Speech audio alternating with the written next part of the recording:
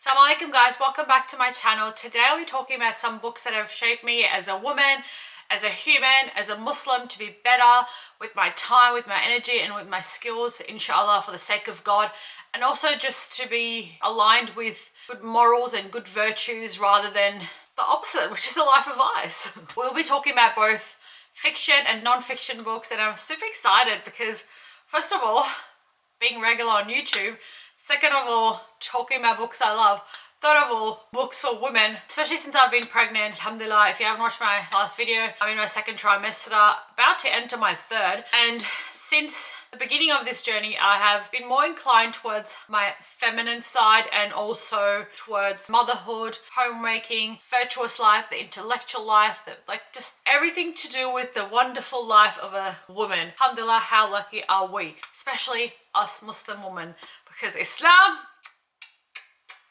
alhamdulillah. Anyway, without further ado, let's get to these books. And the first book is The Tao of Islam by Sachiko Murata, and the subtitle says it's a source book on gender relations in Islamic thought. If I was to summarize this book, say in a sentence, it will be that it is a commentary, a tafsir of the ayah, and we have created you in pairs, and it just digs so deeply into this ayah. Like, prior to this, the only time I would ever see that ayah was like when someone did their nikah and you'd see it in their like decoration, and we have created you in pairs. But this book, I actually came to this book after a lecture series by Dr. Umar Farooq Abdullah on the Fitra, and it's available on Dean's Stream, which I really recommend as a maybe build up to this. I don't know if you recommended it in that lecture or a series or in another lecture, but regardless, I got the book and fireworks. It is a very long book and it's written like, look at that. It's very tiny writing. And I have, yes, extensively taken notes on it. This is a book that you need to spend some time with and just soak up the goodness. I remember when I first picked this book up, I was doing a 99 names of Allah subhanahu wa ta'ala over 99 days. And I picked this up and I was just so hyped up about just how much I love God. And I remember posting on the group like, PSA, I love God. And I actually made a friend through that post who ended up sending me a book on the Prophet Muhammad sallallahu alaihi wasallam. This friend lives in the UK, so goodness came from this book, and goodness, just everything about this book. Essentially, like I said, it's a dive deep into the ayah we've created you in pairs, and to really understand that everything in creation is gendered in the sense that things are in opposites.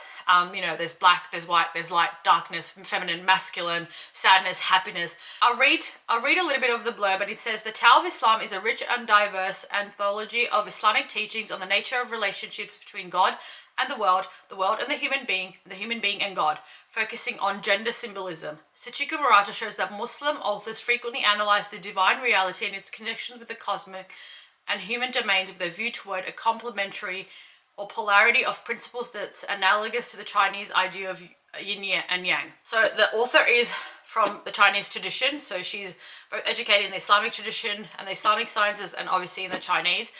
And this is just such a rich book because it really makes you realize the beauty of the feminine as well as the masculine, the strengths of both, and how the masculine and the feminine, you know, the man and the woman, we are here to complement each other. We are not here to be in competition with one another, and we both have our strengths. Therefore, our responsibilities and our rights are different according to what we are inclined towards, according to what we have strengths towards. Allah subhanahu wa ta'ala has the 99 names. There are the names of beauty, and then there is the names of majesty, Jamal and Jalali names. And the Jamali names are the names of, like, you can say that the way it shows up in the world, that the way these attributes of God manifests is through the feminine. Allah is beyond gender, obviously. For example, a name that is a Jamali name is Ar-Rahman, to do with mercy, Raham, the womb. These are all things to do with the feminine. And then a name that is majestic is Al-Adl, the just, and this is more of a masculine trait. I'm not saying this is a man's trait, it's just more masculine than feminine. Feminine is more mercy. Anyway, the point being is that we need both in the world. We need both mercy and we need justice. We need both forgiveness and we need both accountability, things like that. So the way I imagine it in my head is if there was a scale and things were leaning towards one end, it would be chaos. Like if everyone just was working from their feminine attributes, the world will be chaotic because we need the masculine to balance out. But in the same thing, if the world was more masculine and oriented towards the masculine, we would still be in chaos because we still need the feminine. And so that's why both of these attributes are essential for a functioning, balanced human life. And even as human beings within ourselves, we are to balance these qualities. Obviously, as a woman, I'm more inclined towards the feminine. And I just love that because a lot of the times I feel like this is my own reflection, that in the modern world, we are more oriented towards the masculine, and we have placed a lot of importance and greatness on the masculine, thinking that the feminine is less than. But mercy, forgiveness, softness, beauty, gentleness, these are essential human qualities. And if, say, politicians kind of work more from their feminine, we'll be in a better place in the world. So I'll do one fiction book, one non-fiction. That was a non-fiction book, so now we are on a fiction book. Jane Eyre, or as I like to say, Jane Eyre. I was saying Jane Eyre until I spoke to my friend. She kept saying Jane Eyre, and I was like, okay, I guess it's Jane Eyre. Jane Eyre by Charlotte Bronte. Can you believe I got this copy for like $1.85 or $3? One of those two figures. Regardless, very cheap hard copy, and it smells like old books and intellectual pursuits. Anyway, I've spoken about it on my Instagram. By the way, if you're not following my Instagram, do so. When I first started this YouTube channel, I took a lot of time off from social media, but I'm back on it. This is essentially an autobiographical novel. I saw this as a spiritual journey of Jane Eyre. You can see that initially she is very much at the level of her nafs, where she kind of gives into her nafsi inclinations, as in she's quite passionate and always knows to stand up for the truth, but doesn't always do it in the right way. She gives in to whatever she's feeling in the moment. And then we see her as she grows older in this internal dialogue and internal conflict of, you know, her higher self and her lower self, like what she wants to do in the moment versus what she thinks is the right thing to do, or the virtuous thing to do, the thing that is more in line with her worship of God and her relationship with God and her God consciousness. And I love that because we all struggle with that. Like, how many of us can really say that we've overcome our nafs and now we like are always in our higher self and are always working from a higher place? It's really good to see that. This is more evident in her relationship with Mr. Rochester. Like, she really just wants him, but she really wants God and wants to do right by God. So she has this conversation, and the writing is chef's kiss, so beautiful. I just really like her because unlike other heroines, especially as someone who grew up watching Bollywood, she's not this like miskin type heroine that just takes everyone's crap. She stands up for what is true. She stands up for what is right, and she learns to do it in the proper way by the end of the book. And at the end of the book, she does get her true happiness, and you could say in spiritual language, she is in a state of unity and fana, where she is one with her higher self and the higher power, symbolically, obviously. It was inspiring because I was like, I can be a virtuous woman and a strong woman, and I can stand up for my rights. You know, like softness, gentleness, modesty doesn't have to do with meekness and kind of dealing with injustice. In fact, it's actually an act of injustice to not speak up against the injustice that's taking place against you. If you know, you know. So yeah, really worth your time. And now, another non-fiction book. This is Seeing for Ourselves and Even Stranger Possibilities by Suhaima Mansour Khan. If you haven't heard of this sister, she is known as the Brown Hijabi on Instagram. And I got this book, and firstly because I want to support her. She seems like such a genuine good soul and very intelligent and just, you know, woman supporting woman, Muslim woman supporting Muslim woman. So that's the first reason. But the second reason was because this was very relevant to the time period of my life, start of the year. Back in the days at the start of 2024. Literally, no, that was because I was taking, like I said, I took 200 plus days off social media. I was really kind of reflecting on what it means to be seen. And initially I was on YouTube, but then I took like a long break from YouTube as well, as you can tell by my inactivity for the past few months. I was just reflecting about my place on this platform, on any platform, and how I want to use it. In fact, I actually deleted everyone on my social media. I had like about 1,800 followers, and I deleted it and brought it down to about 300, and because I was like, I'll just use it for personal thing. And then I realized, no, I don't want to do that because I don't really see the point of using social media platforms for sharing my personal life, maybe with my close friends, and I do have a close friends tab, but generally I want to use it for a certain purpose. Now, it doesn't have to make sense to anyone else. It doesn't have to be known by anyone else. That's just the decision that I made. As long as it's like, you know, true to who I am and my values and my goals with these social media platforms. So anyway, I'm back being public and mostly using it for book content and just basically the same things that I use YouTube for. And inshallah, the intention is obviously between me and God. But back to the book. So this book is essentially on being seen by other people. And I suppose in a way in the modern world, we all kind of see ourselves through other people's lens, our use of social media and platforms like that. And this book kind of talks about being seen by the highest power, Allah subhanahu wa ta'ala, and essentially being aware of his gaze upon us and whether we're living rightly for his sake. And so she does this through her own personal reflections, you know, her uni life, and she talks not only about like the social media gaze, but like the white gaze. And what does it mean to change ourselves to be palatable for the white colonial gaze? It's a very quick read, but makes you really reflect a lot. I read it because, again, I was reflecting on these things myself, and yeah, support the good sisters. Woman empowerment. And now another fiction, another classic, Little Woman. How pretty is this cover? This book, if I was to describe it in one word, is cozy, wholesome, feels like a hug, and also very just different to the movie. I loved the movie as it was, like the new version with Timothée Chalamet. I haven't watched the old one. I already loved the movie because it was just so cozy, just wholesome vibe. But then this book kind of tops it off because, excuse me, in the movie, all the reference to God is taken out. This book is about women who are really oriented towards God and is aware of God in their daily doings and daily life, trying to lead a life of virtue, especially the mum raising her 4 daughters whilst their dad is at war. I read this when I first found out I was pregnant, and I just wanted like a cozy, strong mum figures, and I got exactly that. I wish my Farsi, Urdu and Arabic were good enough for me to kind of read texts from those parts of the world so I could access more literature and be more inspired. But for now, English is my main language and I can access good literature from the English language, and so that's why most of my fiction reads are obviously from the English world. Although it looks like a thick book, it's actually a very quick read because the font is quite big. Very worth it. Now, it won't be an Awista video and Awista's talk about books without me mentioning one of my all-time favorite, Islam and Secularism by Sayyid Muhammad Naqib al-Atas. One of my favorite Muslim thinkers, one of my favorite authors, and I'm actually going to reread his book on education, and maybe I'll speak about on it soon in another video.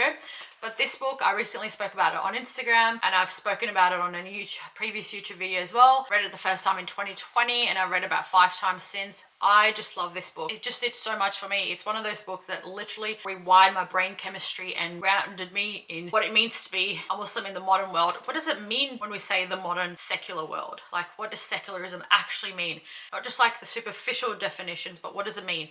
And what does it mean to be Muslim in the modern world? And what does the Islamic worldview mean? And how is it different to the secular worldview? All of that goodness. Pick it up. If you want to know more about the book and some of the quotations, check out my previous YouTube video on this book, and also check out my Instagram. It's basically a gift that keeps on giving. And then we have another classic, Persuasion by Jane Austen. Now, I started my classics journey with Jane Austen. So, homegirl, respect, love you. And out of all her other books, I chose this for this particular video is because the main character in this, I've forgotten her name, Anne Elliot, she just continuously chooses the right thing to do despite her feelings about it. For example, giving up the love of her life, what's his name? Wentworth, for the sake of doing right by her family and the advice of her mum's friend. And then when life puts her in this like tricky situation where she's met with Wentworth after years, and she is under the impression that Wentworth no longer loves her and is in love with this other girl, and this other girl being a family member of hers, she really just gives up her love for that sake again and keeps quiet and doesn't try to get in the way of what she perceives is their flourishing love. She's just a really strong character, and that's why I wanted to include her in this, because this is a video about strong women, a sacrifice for the greater good. And again, there's a middle way, there's sacrifice, and then there's being walked over. That's not what we mean. Like Jane Eyre, for example, loves God and gives up something that she loves and holds dear for the sake of God, because if she chooses this path, it means she's rejecting God. The same way Anne Elliot chooses to do what's right, or what she perceives to be right, instead of what's easy and what's tempting and what feels good in the moment. So there's a difference between that and being a pushover. If anything, Jane Eyre, for example, is not. She ain't a pushover. So I really recommend Persuasion. And then, ladies and gents, we have The Rise and Triumph of the Modern Self by Carl R. Truman. Now, I came to this author through Zaytuna College's journals, Renovatio and he had an article on it, and I was like, I don't want to just read the article, I want to explore this man's thinking further. And so I got this book, and oh my gosh, did I do myself a big favor. This has become one of my favorites, and it actually inspired me to make a unit for my youth students, and that unit inspired my youth very much. They went camping and I was thinking of whether I should continue teaching. They're like, Miss, you have to continue, like, you know, that unit you taught us was so inspiring. And like when we were watching Netflix, we were thinking about how you taught us about the frameworks and we could pick it apart from the show. And I was like, subhanallah, that is exactly what you want to hear as a teacher. And I'm not saying it because of me, but I'm saying it because this book inspired me. And essentially what this book is about is a history of sexuality, a history of human nature, and how our understanding of human nature in the West has shifted from nature that's inclined towards God, and we defined ourselves in relation to God, as opposed to the modern world where we define ourselves and our humanness and our sexuality and things like that essentially by the lens of our feelings and our own individual desires. I liked this particular book, although there's I'm sure other books that deal with this topic, because of the author's reflections, how brief he kept it, and how to the point, simply written. It was one of those books that I ended up studying because like the way every time he mentioned a name, I actually took time to go explore the background of that thinker and familiarize myself with what they're actually saying. And this book allowed me to do that because of the way it's laid out. For example, thinkers like Nietzsche, Freud, Karl Marx, some feminist thinkers whose names I can't remember now, but I was really able to, through this book, get some of the main names and then break their thinking down for myself so I could form like almost a narrative, a story. And now I can tell you this history in my own language, in my own words, in story form.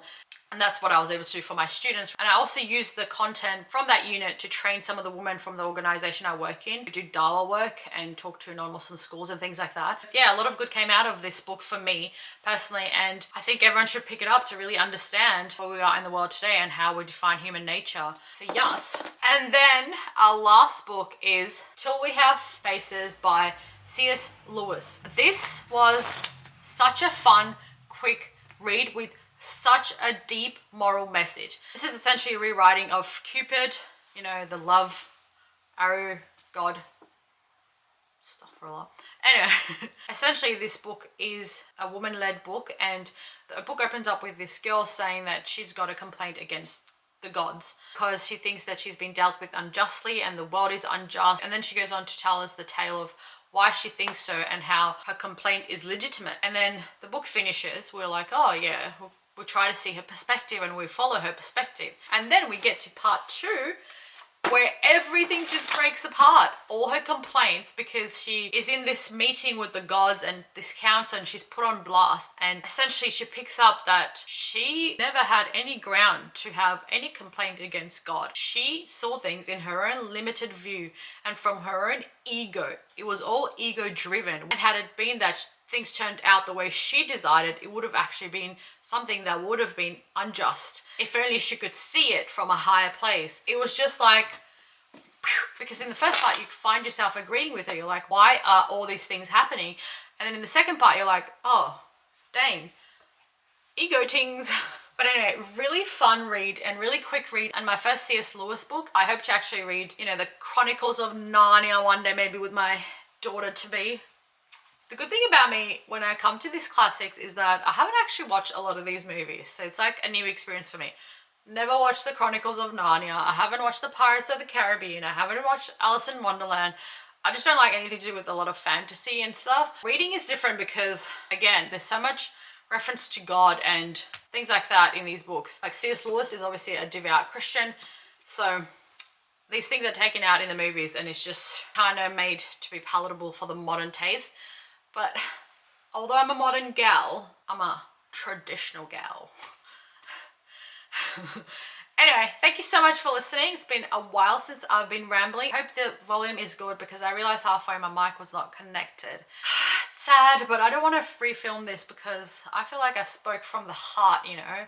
There's this script, I just talked about these books from this place and I don't want to redo it. So forgive me if the volume ain't good. Anyway, assalamu alaikum. I'll see you inshallah next week.